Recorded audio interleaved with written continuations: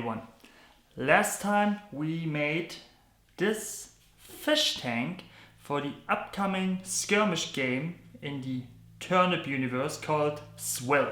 This time we want to make the gang to go with the tank because we need 5 gangers and a tank to have a warband, so to speak, to play some Swill. I have in mind what I want to build. It's gonna be fishy again, so a gang of 5 fishmongers who do some action. Let's see what we can kitbash. The first thing we want to do is a good old head swap. It's the oldest trick in the book.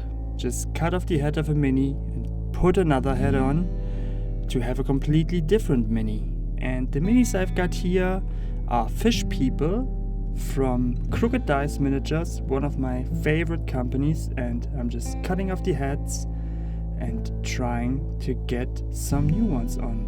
It's always a bit finicky getting plastic onto metal, and wherever we will have some holes or some uneven places, we will just fill that up with milliput or green stuff later. If you're just starting with kitbashing, I recommend do some good old head swaps first and you will get the hang of it very quickly. Now I'm fitting in the weapons. These are just muskets and guns from different Perry miniature kits, and to be honest, I'm just seeing wherever I can put those guns without too much work. I'm not drilling too much, I'm not cutting off limbs or hands. This one has the perfect position already to just fit a musket under his arm, or if they have open hands, just put a gun in there. Or in this case, just see where there's some open spot on his back. We glue a musket there and worry about how it fits into the miniature later. But sometimes we will need to drill something. Some hands are fists and we want our guns to be pinned in there so they don't snap off first chance they get. Because working with super glue and plastics and metal, well, the bonds are pretty strong, but they're prone to snapping off. It's not like a melted connection between plastic and plastic, but we will use the milliput to make it all a bit fit better. Because here, for example, with the big burly guy, he has some holes around his neck, so I just fill these up with milliput and every other space that needs to be filled up as well. I found some great things in my bits box, like these horse armor parts, and I just glue it to this big guy, and the guy with the musket on his back, he needs a little rope to hold his musket to his body, so we make that as well.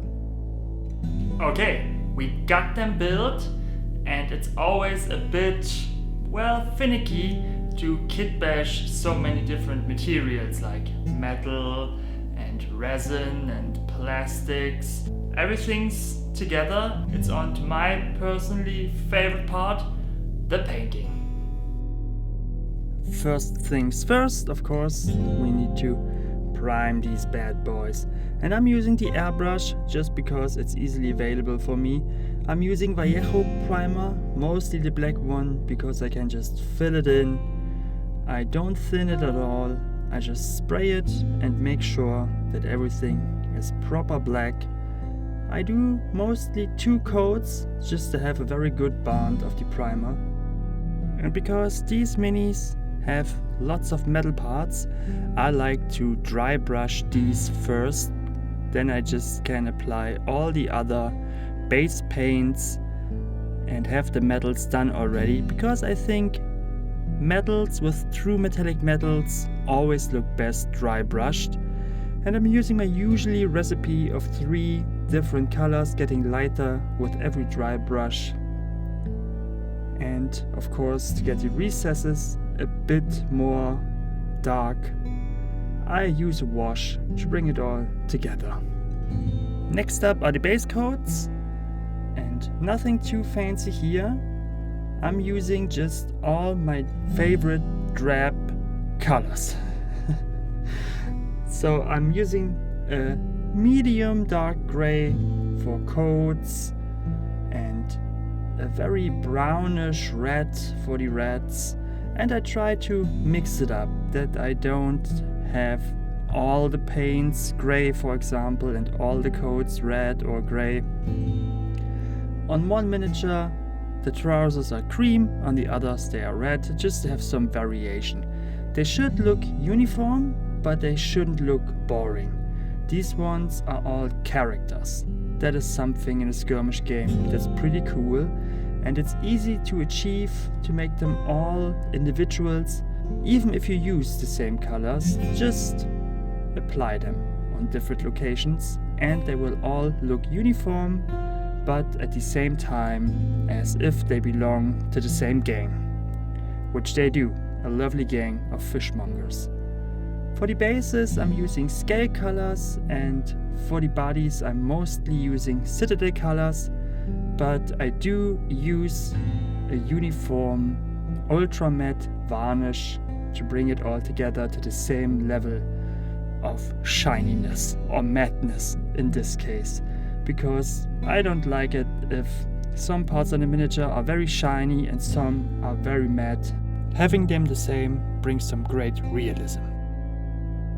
Here I'm just doing some light dry brushes to bring the different materials together without like edge highlighting them, and my usual flash recipe, just Reichland flash shade, watered down a bit over Wraithbone. That for me is just the perfect quick flash tone. That's a contrast look I don't mind. Of course the bases get some washes too,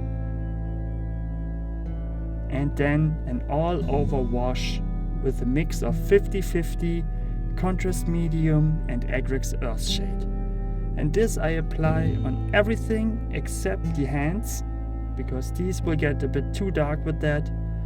But with this done, you could almost put them on the table, but I want to push these a bit further by applying some lovely highlights. My favorite part, as many of you know, is applying highlights. And I'm not doing Games Workshop-y edge highlights on everything. These aren't Space Marines, but the upper parts of the mini we want to exaggerate. We want them to stand out, and it's so much fun. Just a few different lines, a few bobs, a few dings and dongs on the coats and the trousers, so they look a bit more worn, and for me this is very relaxing and fun. And you can really see them coming together with just this one little step of highlighting. And if you dread edge highlights, or if you are afraid that your brush control isn't good enough to do this, well, in the beginning it won't be, but with a little bit of practice each time you will get better. And I'm not the greatest painter in the world, but you have to pick your battles, and I think learning to highlight is well worth it, because with just a little bit of patience and maybe investing in a good brush, I'm using a Winsor & Newton size 1 here.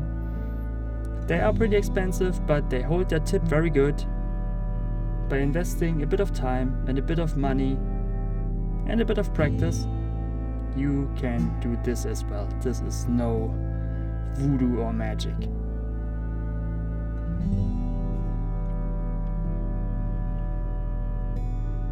And I'm making smaller and smaller dots here, picking it all out, and then applying another secret weapon, the good old Dirty Down Rust.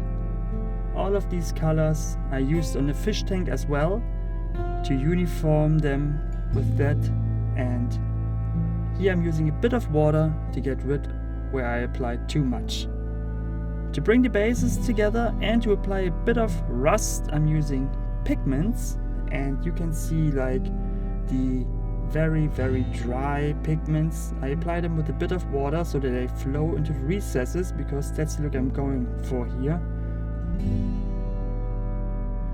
And then I'm just spreading it around, applying those umber pigments to the base, just as dirt, and to make them more matte, blend them in.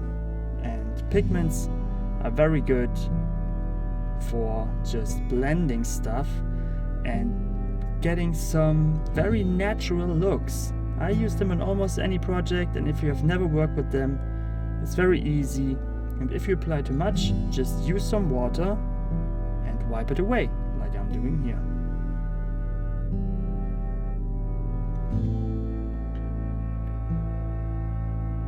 And with that, the very last part, to make a mini good, painting the rims black. And then we are done.